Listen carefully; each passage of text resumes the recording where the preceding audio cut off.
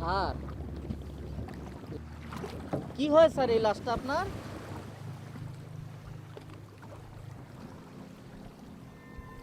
কেউ না, আবার অনেক কিছুই। বুঝলাম না স্যার। আমার নিকট আত্মীয় কেউ না, তবে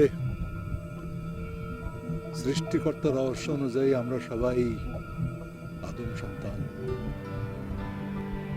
নদীর পাড়ে লাশটা ছিল, পকেটে ছিল মানি ব্যাগ, আর এই পরিচয়পত্র। পরিচয়পত্র মোতাবেক জানলাম যে লাশের বাড়ি হচ্ছে শরীয়তপুরের সুরেশ্বর ঘাট।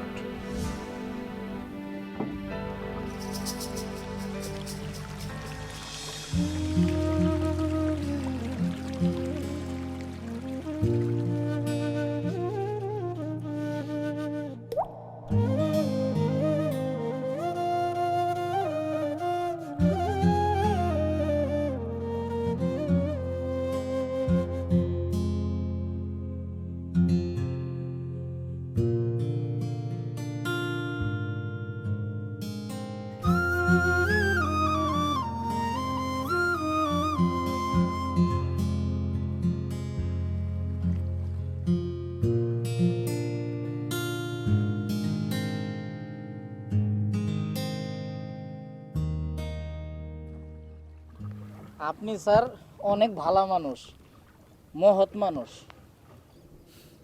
এইখানে মহৎ আর ভালোর কি দেখলেন আপনি? না স্যার, এই যে একটা বেওয়ারিশ লাশ নিজ দায়িত্বে বাড়িতে পৌঁছায় দেওয়ার উদ্যোগ নিছেন, এটা কয়জন করে? এটা তো আমাদের দায়িত্ব। এরও তো কোনো ভাই আছে, বোন আছে। বোনটা হয়তো ভাইয়ের জন্য রাস্তার দিকে চাইয়া থাকে, বাপ তার ছেলে কখন আসবে চিন্তা করে। মা হয়তো মামুন মামুন বলে ডাকে। স্যার, লাশটার নাম কি মামুন? হ্যাঁ, বললাম না, এই পরিচয়পত্র মোতাবেক তার নাম হইল মামুন।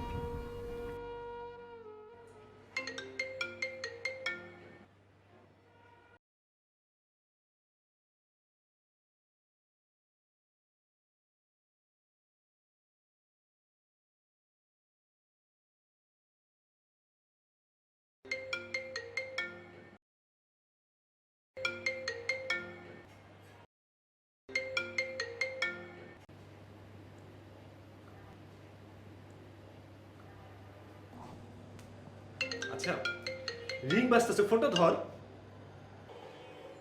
কিভাবে ধরবো? Miss call. মিস কল তাতে কি, কল ব্যাক কর। এমনও তো হতে পারে গুরুত্বপূর্ণ কোনো ফোন। আবার রাতের বেলা হয়তো বেচারা মোবাইলে লোড করতে পারছে না, তাই মিস কল দিচ্ছে বারবার। বেচারা, সেটা তুই কিভাবে জানলি? বেচারি তো হতে পারে নাকি? তার মানে তোকে কোনো বেচারিও ফোন দিতে পারে? কেন, তোর কি বিশ্বাস হয় না যে কোনো বেচারি আমাকে মিস কল দিতে পারে? না মানে হয়েছে কি, বেচারি ফোন দিচ্ছে এটা ভেবে তুই মামু কল ব্যাক না করে বসে থাকবি, এটা কিন্তু আমার মোটেই বিশ্বাস হচ্ছে না। তাহলে বাজি ধর, এটা বেচারি। ওকে, চ্যালেঞ্জ 100, 500। ডান, 500। ঠিক আছে, ফোন দে তুই। যদি বেচারি হয় তাহলে 500 আমার।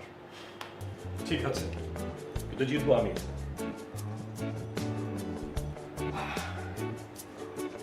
দে ফোন দে। লাউড স্পিকার দিলাম। হ্যাঁ দে।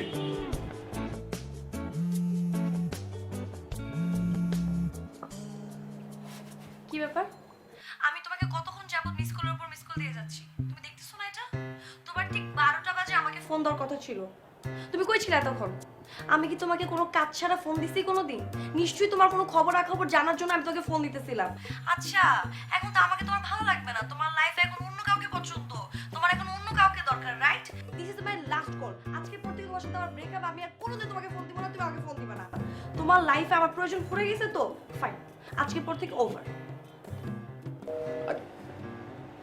কেটে দিল। এই যে প্রমাণ পাইলি তো? দে 500 টাকা দে। মামা, চিটিং, দিস ইজ চিটিং। কি চিটিং? অবশ্যই চিটিং। তুই জানতিস এটা কোনো মেয়ের নাম্বার, মানে এই নাম্বারটা তোর পূর্ব পরিচিত। শোন, আমার ধারণা এই মেয়েটাও তোর পরিচিত। আমি কিন্তু মানে ধারণা করে বাজে ধরেছি, তুই বাজে ক্রাইটেরিয়া পূরণ করিস না, সো তুই 500 টাকা পাবি না। আরে না, প্রশ্নই আসে না, আমি চিনি না মেয়েটাকে, আমার অপরিচিত।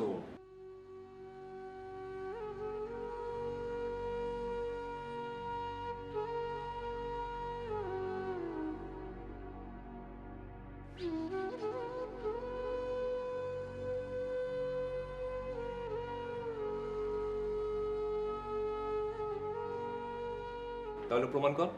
এইটা আবার কিভাবে প্রমাণ করবো? দাঁড়া, আমি কল দিচ্ছি। এখন তো মেয়েটার মেজাজ খারাপ হয়ে আছে, ফোন দিলে তো রিসিভ করবো না। তাও ঠিক, তাহলে এক কাজ করি, সরি বলে মেসেজ পাঠাই, দেখি কি রেসপন্স করে। সেটা হতে পারে। আচ্ছা আমি দেখি।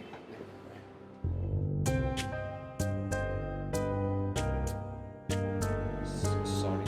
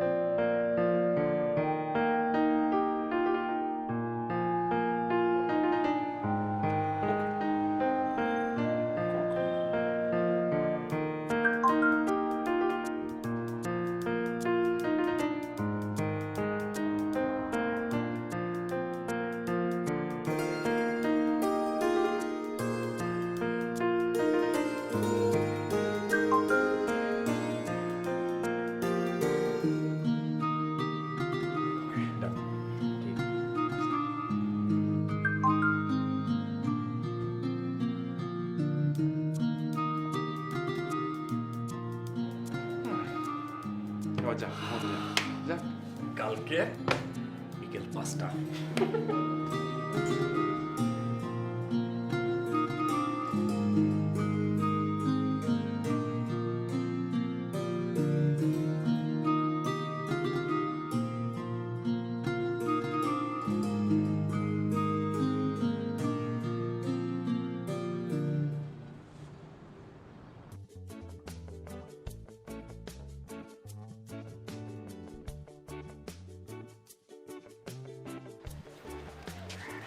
দোস্ত, আমি একটা বিষয় বুঝতে পারছি না, মেয়েটা যদি তোর অপরিচিতই হবে তাহলে আমরা দেখা করতে যাচ্ছি কেন? প্রয়োজনে। প্রয়োজনে? কিসের প্রয়োজনে? সেটা গেলেই বুঝতে পারবি, চল না আগে। দোস্ত, সত্যি করে একটা কথা বলতো, মেয়েটাকে আসলে তোর অপরিচিত? এটা কিন্তু রাশিদ খুব বাড়াবাড়ি হয়ে যেতেছে। তোকে আমি এতবার বলার পর তুই আমাকে বিশ্বাস করতেছিস না। আচ্ছা ঠিক আছে, বুঝলাম মেয়েটা তোর অপরিচিত, তাহলে ওই মেয়েটা তোকে বারবার মিস কল দিচ্ছিল কেন? এই যে ফোনে কথা বলছিল, খুব অভিমান প্রকাশ করে কথা বলছিল, এটা কারণ কি? আর তুই আমার সাথে চল না, চল, সব কিছু বুঝতে পারবি, চল।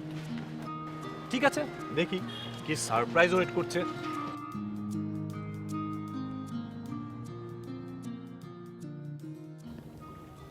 মানবিকে কি স্যার শুধু জাতীয় পরিচয়পত্রই আছিল, আর কিছু আছিল না?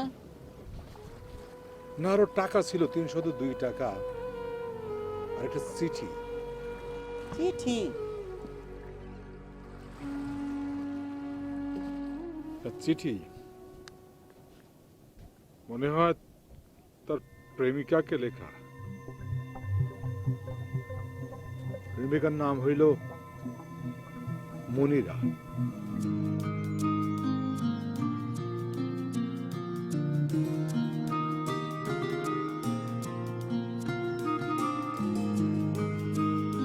এক্সকিউজ মি, আপনি কি মনিরা? হ্যাঁ, কেন? আচ্ছা, আমি মামুন, ও রাশেদ আমার ফ্রেন্ড, ও সফটওয়্যার ইঞ্জিনিয়ার। হ্যালো। হ্যাঁ বুঝলাম, কিন্তু আমি তো আপনাদের নাম জিজ্ঞেস করিনি, তাই না? আর আপনারা কারা? আমার নাম কিভাবে জানেন আপনারা? মানে কি, আপনি ওকে এসএমএস করে আসতে বললেন, আরে এখন বলছেন চিনতে পারছেন না? কাকে? ওকে। এনাকে? এনাকে তো আমি ফার্স্ট টাইম দেখলাম। আর এনাকে আমি কেন মেসেজ করবো? ওনাকে তো আমি চিনিই না। অ্যাকচুয়ালি আপনি এই মোবাইলটা যার, তাকে মেসেজ করছিলেন। এইটা তো ফয়সালের ফোন, আপনার কাছে কিভাবে? যদি বলি রাস্তায় কুড়ি পেয়েছে, আপনি বিশ্বাস করবেন আমাকে? কেন বিশ্বাস করব না? হতেই পারে। এই কারণে তো আমি বলি ফয়সাল আমার ফোন কেন রিসিভ করছিল না। জি হ্যাঁ, আর সেজন্যই যার মোবাইল তাকে ফিরিয়ে দেওয়ার জন্য আমি আসলে ভুল মানুষটা যে আপনাকে মেসেজের রিপ্লাই দিচ্ছিলাম, সরি। Thank you. ঠিক আছে, আমরা আসি, ফোনটা দিয়ে দিবেন ওনাকে। না না, কেন? আপনারা উপকার করলেন, ফোন দেওয়ার জন্য এত কষ্ট করে এখানে আসলেন, এখন কেন চলে যাবেন? একটু চা খাবেন আমার সাথে, চলো। না না, ইটস ফাইন, লাগবে না, না ইটস না, ফাইন। আপনি উপকার করেছেন আমার, চা তো খেতেই পারেন, তাই না? আরে না না, পেট খালি তো, খালি পেটে চা খেলে পেট মোচড় দিবে। আচ্ছা ঠিক আছে, আপনার যদি ফেভারিট কোনো মেনু থাকে আমি সেটাও খাওয়াবো। আরে এখন চলবে তো? চলবে, প্লিজ। আচ্ছা, চলুন।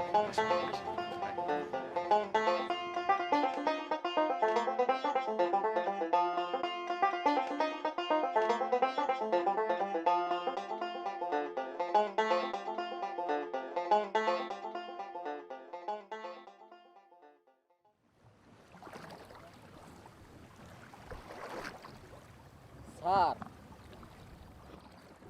আপনি তো কইলেন লাস্টার নাম মামুন,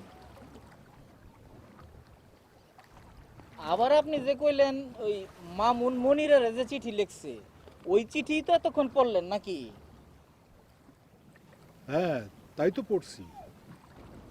কিন্তু স্যার, এতটুকুতে তো মনে হওয়ার কোনো কারণ নাই যে এই মামুনের সাথে মনিরের কোনো সম্পর্ক আছিল।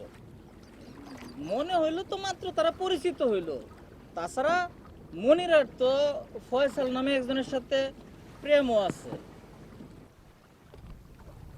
হ্যাঁ, প্রেমিত, তবে আছে নয়, ছিল। কোনো একটা অদৃশ্য কারণে ফয়সাল আর যোগাযোগ রাখে নাই। মনিরাও অপেক্ষায় দিন কাটায়। তারপর মামুন মাঝে মাঝে খোঁজ নেয় মনিরার, সুখ দুঃখের কথা আদান প্রদান করে, ভাগ করে নেয়। এইভাবে চলতে থাকে বেশ কিছুদিন। এইভাবেই চলতে চলতে মনিরার সাথে মামুনের প্রেম হয়ে যায়। আমার ফয়সাল যদি আবার চলে আসে, তখন আমি ফয়সালকে কি বলবো? তুমি কি এখনো ফয়সালের অপেক্ষায় দিন কাটাবে?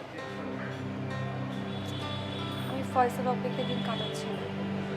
আমার ভয় তোমাকে নিয়ে। আমি যদি ফয়সালের মতো তোমাকে হারিয়ে ফেলি, তুমি যদি আমাকে রেখে চলে যাও, তখন আমি কিভাবে থাকবো?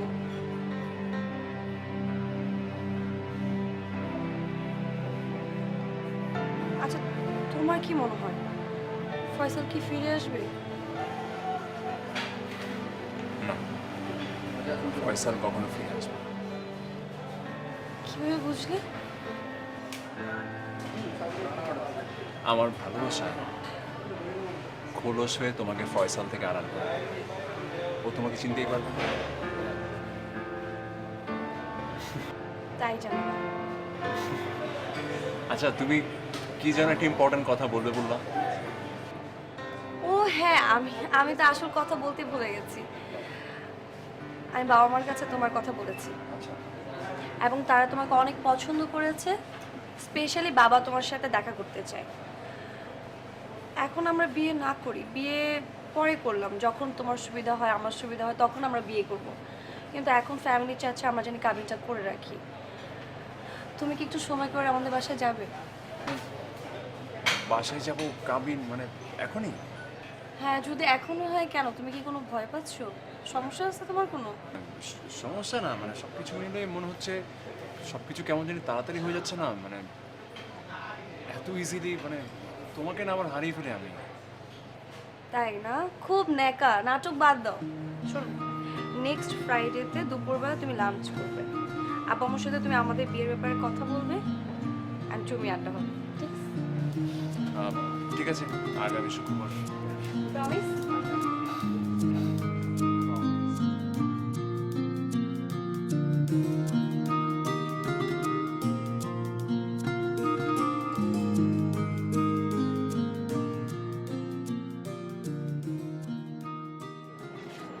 কবিতা দোস্ত না? দোস্ত, তুই তো আমার কাছে 500 টাকা পাবি। কিসের টাকা? আর ওই যে বাজিতে হেরেছিলাম সেই 500 টাকা। আরে দূর, লাগবে না দোস্ত ওই 500 টাকা। ওই বাজি ধরার পর তো ইচ্ছে তারও অনেক বেশি কিছু পেয়ে গেছি দোস্ত। মানে কি কি বলছিস? দোস্ত দেখ, যদি বাজিটা না ধরতাম মনিরের সঙ্গে আমার দেখা হইতো না।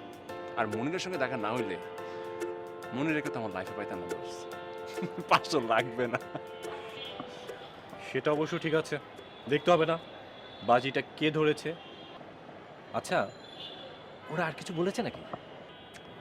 খবর বলতে কি, ওর মা বাবা আমার সঙ্গে দেখা করতে চাই আগামী শুক্রবার। এই, তুই কি বলেছিস? ওই যে বললাম আগামী শুক্রবার দেখা করতে যাব। আচ্ছা দোস্ত, ওর মা বাবা যদি জিজ্ঞাসা করে আমি কি করি তখন কি বলবো?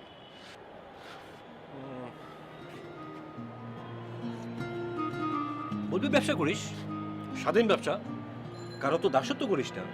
স্ট্রেট বলে দে। ধরা খেয়ে গেলে কিছু তো করি না। আরে ধরা খাবি কেন রে বাবা? শোন, তুই যে মেধাবী ছেলে, তুই যদি একটু চেষ্টা করিস ইজিলি ভালো একটা চাকরি পেয়ে যাবি। হ্যাঁ দোস্ত, মনিরার জন্য হলো আমাকে ভালো কিছু করতে হবে, একটা ভালো চাকরি ম্যানেজ করতে হবে। তাহলে বসে না থেকে খুব ট্রাই করতে হবে। চল নিচে যাই। তুই যে একটা মাল্টিন্যাশনাল কোম্পানির কথা বললি সার্কুলার, ওটা কি অবস্থা? ওটা তো সময় আছে, আর 1 সপ্তাহ সময় আছে, তুই ওটা অ্যাপ্লাই কর। আমাদের বেশি সময় হয়ে যাবে। তুই যে স্মার্ট,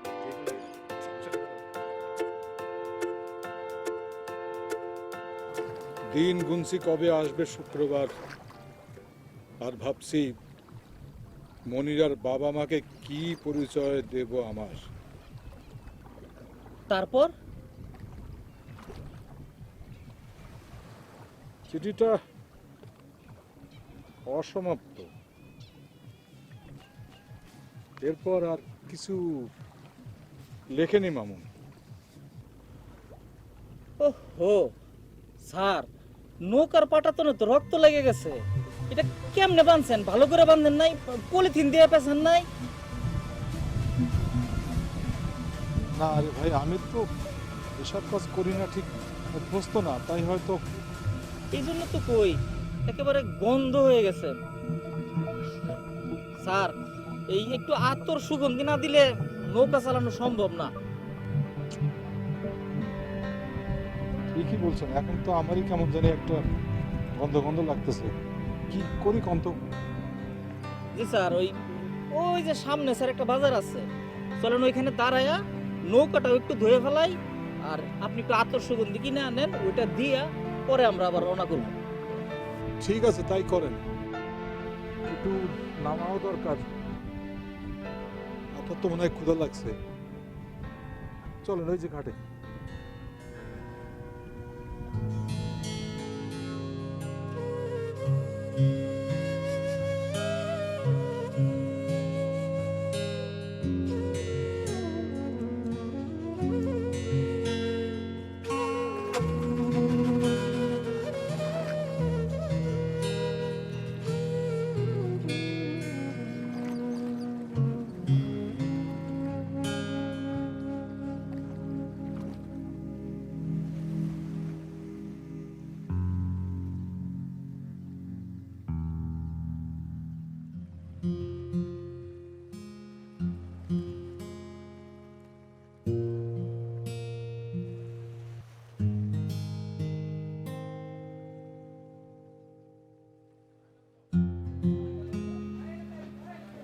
মানুষের আক্কেল জ্ঞান আছে?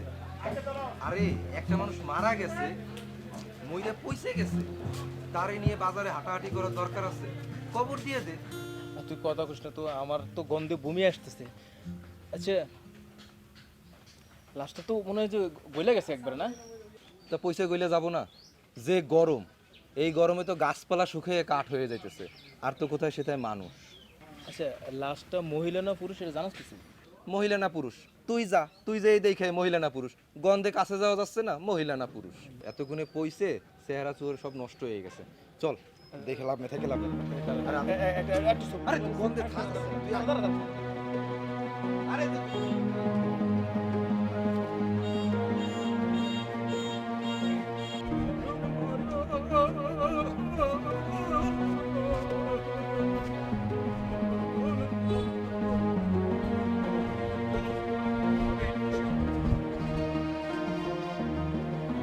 ভাই,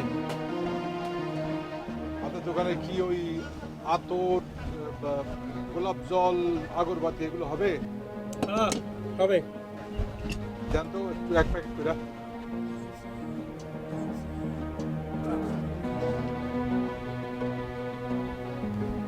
ভাইজান, মরা লাশ লইয়া নৌকা ভ্রমণে বাইরেছেন কি? মানে মানে কিছু না, লাশ আপনার কি হয়? আমার এখন তো আত্মীয় হয়, ওর ঠিকানায় পৌঁছে দিয়ে যাচ্ছে। বেওয়ারিশ লাশ না তো আবার? ওদের পাউরুটি কি টাটকা এই আছে? খারান, হাতেন হাতেন রসগোল্লা লাশ লইয়া ঘুরতেছেন, কামটা মনে করে ভালো করেন নাই। এটা তো পুলিশ কেস, পুলিশে না দিয়া নিজে রিস্ক নিয়ে নিলেন। নেন, কত হয়েছে ভাই? 40 টাকা দেন।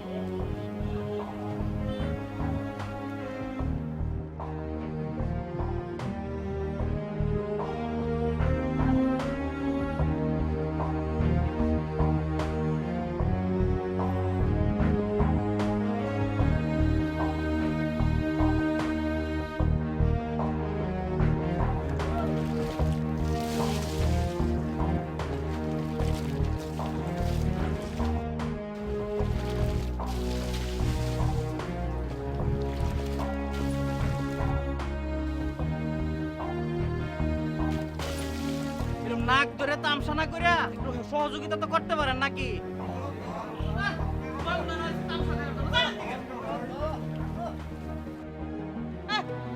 নাটক করার জন্য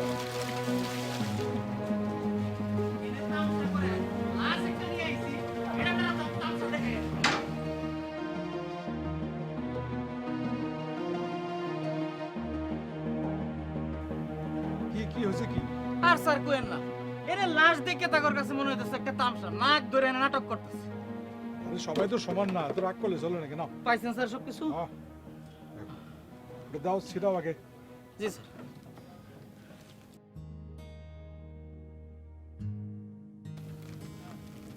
আগরবাতিটাও স্যার ধরাই দেন। হ্যাঁ, তুমি না পাউরুটি তোমার। আমি চলো, সন্ধ্যার আগে পৌঁছাইতে হবে, কেমন? আচ্ছা স্যার।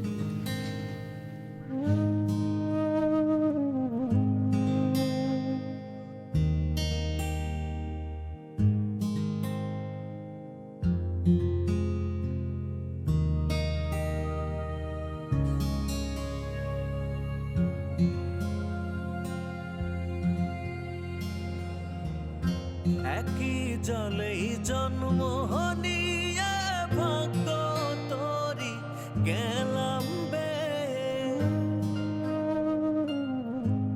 দুঃখে থাকিয়া করি সুখের বাহানা, আমারে কেউ চিনিল না, আমারে কেউ বুঝিল না, আমারে কেউ চিনিল না, আমারে কেউ বুঝিল না।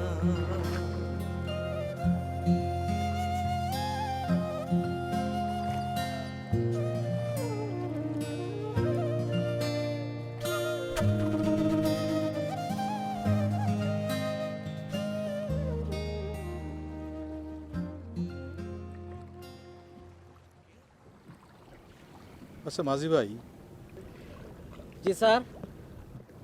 আপনার কি মনে হয় বলেন তো, মানে এই যে এই মানুষটা, এর মৃত্যুর বিষয়ে আপনার অভিমতটা কি? আমার মনে হয় কি স্যার জানেন, এই মামুন ছেলেটা রোড অ্যাক্সিডেন্টে মরছে। ওই হের বান্ধবী মনিরার বাসা যাওয়ার কথা ছিল না, ওইখানে যাওয়ার সময় হয়তো একটু ফুল কিনতে গেছে, আর এই সময় একটা ট্রাক আইসা ওর উপরে দিয়ে গেছে। হইতে পারে,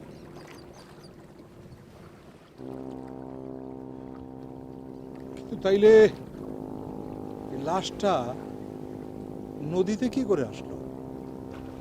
এইটা স্যার আমি কইতে পারতাম না। না রে ভাই না, এইগুলাই তো আজকাল হইতেছে না, এই খুন জখম হানাহানি মারামারি গুম কত কিছু। আমার মনে হয় এইভাবেই মানুষটা এই দুনিয়ার থেকে চলে গেছে। রাশেদ, রাশেদ, এ দোস্ত, তোর বেল্ট একটু দে না। কেন? তোর বিলটা তো ঠিক আছে। আর এই নাইটটা পুরান হয়ে গেছে, তোর একটু দে না। ঠিক আছে, একটু ওয়েট কর।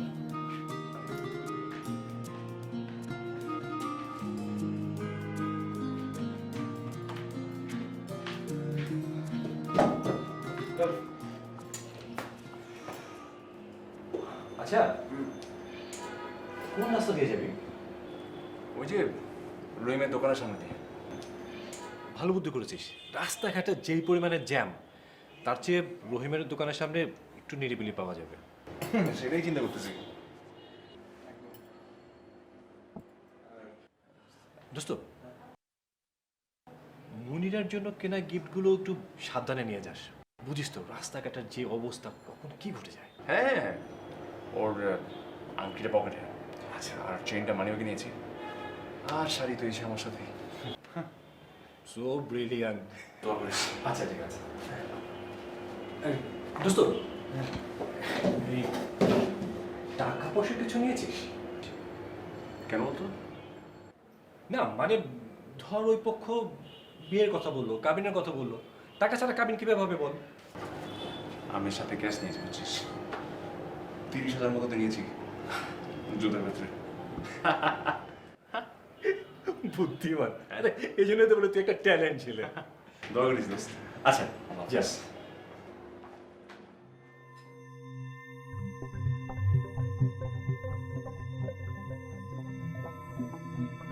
শোন, মামুন মাত্র বেরিয়ে গেল, পরনে সবুজ রঙের শার্ট। খুব মনোযোগ দিয়ে শোন, ওর পকেটে আংটি, মানিব্যাগে চেন, টাকা পয়সা আছে মুজার ভিতরে 30,000 টাকা। আর ও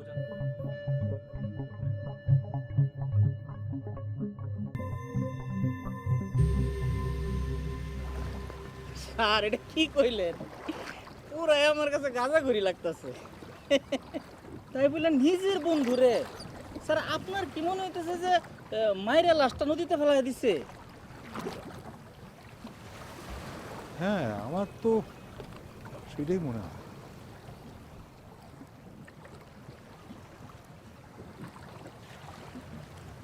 আচ্ছা, আর কতক্ষণ লাগতে পারে সুরেশ্বর পৌঁছাইতে? এই তো স্যার আরো ঘন্টা তিনেক লাগবে। বলো কি, তাহলে তো রাত হয়ে যাবে। জি স্যার, আমি কই কি স্যার, এই রাতের বেলায় গিয়ে তো আর এই লাশের বাড়ি ঘরও খুঁজা ঠিক মতো পাওয়া যেত না। তার চেয়ে বরং এই একটু সামনেই স্যার আমার বাড়ি। আপনি যদি সম্মতি দেন তাহলে এই গরিবের বাড়িতে গিয়ে একটু ডাইল ভাত খাইলেন, আজকে রাত্রটা আমার এখানে থাকলেন, কালকে সকালবেলায় স্যার আবার এই লাশ নিয়ে রওনা হয়ে গেলাম, ভালো হয় না স্যার? কিন্তু লাশটা তো আরো পছন্দ ধরবে। যে যাওয়ার সে তো গেছেই স্যার, চেহারা তো আর আগের মতো নাই, পয়চা গইলা শেষ।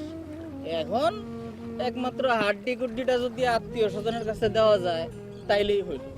ওই সান্ত্বনা একটাই যে লাশটা আর বেওয়ারিশ রইল না, নাম পরিচয়হীনভাবে আর দাফন হইল না।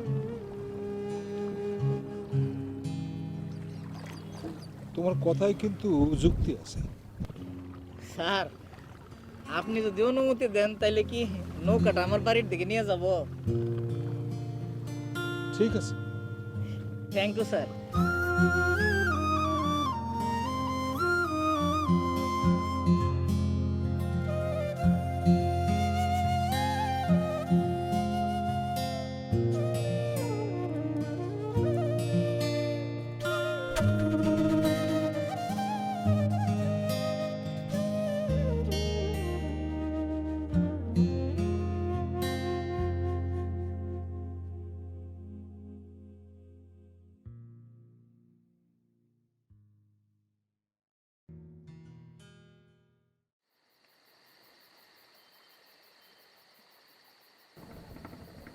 কি ব্যাপার, তুমি না বললে তোমার বাড়িতে নিয়ে যাবে, তুমি এখানে চুলা ধরাচ্ছ কেন?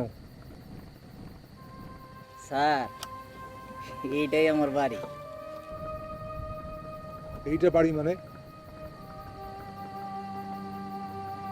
এইটা তো নদী। ও নদী স্যার, কয়েক বছর আগে এটাই আমগর বাড়ি আছিল। আমগর বাড়িটার মধ্যে স্যার কত স্মৃতি, আপনারে কইলে বিশ্বাস করতেন না। বাবা মা ভাই বোন বেবাকে মিলে একসাথে থাকতাম, সুখ দুঃখ ভাগাভাগি করতাম। রে সর্বনাশা নদী সব কাইরা নিছে। অহন স্যার আমরা উদ্বাস্তু সর্বহারা, আশ্রয় নিছি রেল লাইনের একটা উঁচা পরিত্যক্ত জায়গায়। আজকে একজন থাকবার অনুমতি দেয়, কালকে একজনে লাথি মেরে তুলে দেয়। এটাই স্যার এখন আমার জীবন।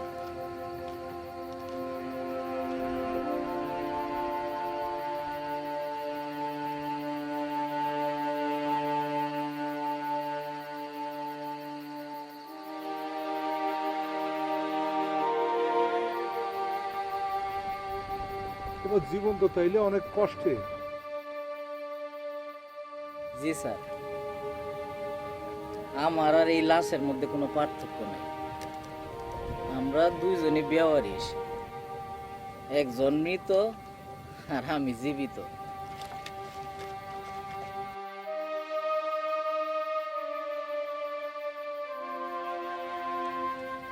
স্যার এই লাশটার পরিচয় পাইছেন বইলা আপনি তার আত্মীয় স্বজন জন্মভূমিতে পৌঁছায় দিতেছেন, যাতে করে তার সুন্দরভাবে দাফন কাফন হয়। কইতে পারবেন স্যার, এই আমি যদি মারা যাই আমার দাফন কই হইব? কেউ কইতে পারে না। আমি জানি এইখানে হইব স্যার, যে জায়গায় আমি বসে আছি। পানির নিচের এই জায়গাটুকু ছাড়া ক্ষুধার এই বিশাল দুনিয়াতে আমাদের আর কোনো জায়গা নাই।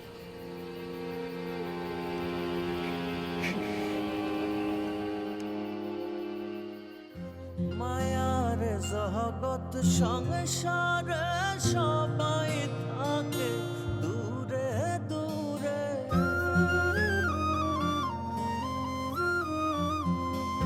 মায়ার জগৎ সংসারে সবাই থাকে দূরে দূরে, কাছে না আসিলে মানুষ চেনা যায়। মায়ার এই জগৎ সংসারে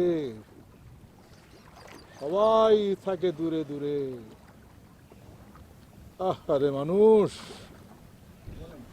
স্যার, গত রাতের ঘটনার জন্য স্যার আমি দুঃখিত। কেন তুমি কেন দুঃখিত হবে? না স্যার, ওই যে আবেগে কত কথা কয়ে ফেলছি না। শোনো, সব সময় আবেগরে লাগাম দিয়া রাখতে হয় না, কখনো কখনো লাগাম ছাড়তে হয়, তা নইলে তো দম বন্ধ হয়ে মানুষ মারা যাবে, তাই না? তারপরেও স্যার আমি দুঃখিত। আরে বাবা, তুমি কেন দুঃখিত হবে? দুঃখিত তো হবো আমরা এই মানুষরা। আরে মানুষ কত স্বার্থপর রে, সবাই কত একলা, নিজের নিজের সুখে ব্যস্ত, সবাই স্বার্থপর হয়ে গেছে, পাশের জনের খোঁজ খবর রাখে না। হায় রে মানুষ, হায় হায়, অথচ দম ফুরাইলে ঠুস। আপনি কিন্তু স্যার সেই দলের না। তাই নাকি? তাইলে তো ভালোই, তুমি আমারে ভালো মানুষের দলেই রাখছো, মন্দ মানুষের দলে রাখো না। আপনি স্যার মন্দ মানুষ হইলে কাইল রাইতে আমার এত কথা কইতে দিতেন না। তারপরে আমার নৌকাত বইসা এই গরিব মানুষটার লগে চারটা ডাইল ভাই তো খাইতেন না। আমি মানুষের সঙ্গে বৈশাখ চারটা ডাল ভাত খাই, আমার পেশাটাই এরকম। যাত্রা দলে কাজ করি, যখন সময় থাকে, সিজন থাকে, তখন দল বল মিলা ঘুরে বেড়াই যাত্রা দলের সঙ্গে, একসঙ্গে বসে খাই দাই, গল্প করি, গান করি, পালা করি, মানুষের আনন্দ দিই। কিন্তু আনন্দের পিছনে থাকে হতাশা, দুঃখ, এই আর কি।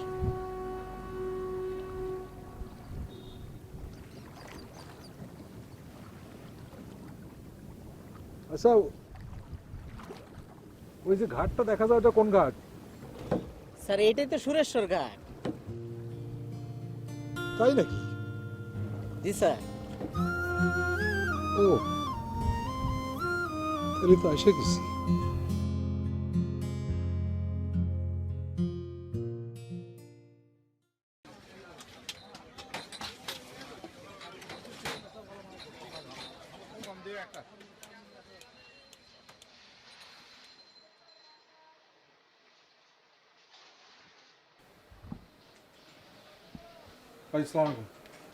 আচ্ছা, এইখানে মামুনদের বাড়ি কোথায়? মামুন এলাকায় তো মামুন অনেকগুলো আছে, আপনি কোন মামুনের কথা বলতেছেন? আপনি চিনবেন কিনা? এই যে এই মামুন। ও হ্যাঁ, চিনি তো, কাশিম মাস্টারের নাতি।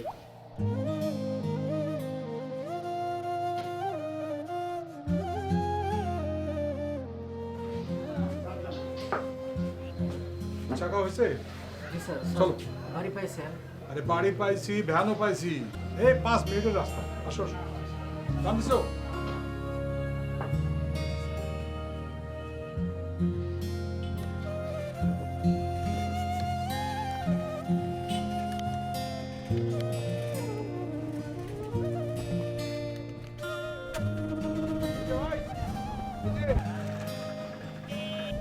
এখানে কাশেম মাস্টার বাড়ি কোনটা?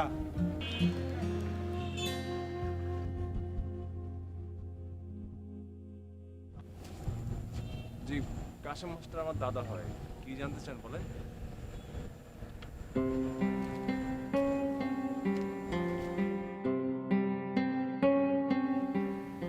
আপনি? জি আমি মামুন। বলেন কি জানতে চান? লাশটা কার? এটা কাশেম মাস্টারের নাতি মামুনের লাশ। কি পাগলের মতো কথা বলতেছেন? আমি মামুন, কাশেম মাস্টার আমার দাদা। এলে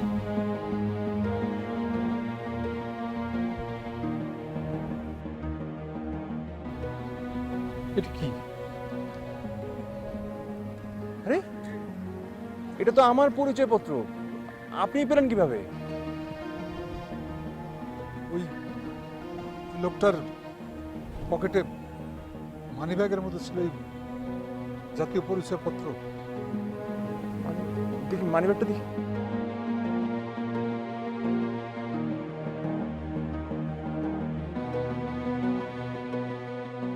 এই যে আমার মানিব্যাগ, জাতীয় পরিচয়পত্র তো মানিব্যাগে ছিল, সাথে কিছু টাকা ছিল 300 মতো, আর একটা চিরকুট চিঠি।